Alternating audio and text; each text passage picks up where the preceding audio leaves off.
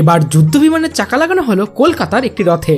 আগে হ্যাঁ, আগামী 27শে জুন সারা বিশ্ব জুড়ে পালিত হবে রথযাত্রা। আর তার প্রস্তুতিতেই এবার কলকাতার ইসকনের জগন্নাথ দেবের রথে লাগানো হলো ভারতীয় বায়ুসেনার রাশিয়া থেকে আনা সুখোই যুদ্ধ বিমানের চাকা। তবে কোনো বিমান থেকে খুলে এটা লাগানো হয়নি। এই চাকা ভারতে একমাত্র বানায় এমআরএফ, আর সেই এমআরএফ থেকে আনা হয়েছে এই 110 কেজি ওজনের 4টি চাকা, যা লাগানোর পর এই রথটি ঘন্টায় 1.4 কিলোমিটার বেগেও চলতে পারবে। তবে এই প্রথম না, এর আগেও এই রথটিতে বোয়িং 747 বিমানের চাকা লাগানো ছিল। তবে সেটি ছিল যাত্রীবাহী বিমান, যা 4 দশকেরও বেশি সময় ধরে ব্যবহার হয়েছে। তাই পুরনো চাকাগুলিকে পরিবর্তন করে লাগানো হলো এই নতুন চাকা, যা লাগানোর পর রথটিকে নিয়ে 24 কিলোমিটার ট্রায়াল রানও দেওয়া হয়েছে। কিন্তু গত 4 বছর ধরে ইসকন কর্তৃপক্ষ এই চাকা পরিবর্তন করার কথা ভাবলেও সেই চাকা পরিবর্তন হলো এই 2025-এ এসে। তাও আবার সেই বছর যে বছর ভারত অপারেশন সিঁদুরের মতো মিশনে জয়ী হয়েছে, যা মোটেও সাধারণ বিষয় নয়। এই নিয়ে আপনাদের কি মতামত কমেন্টে অবশ্যই জানান।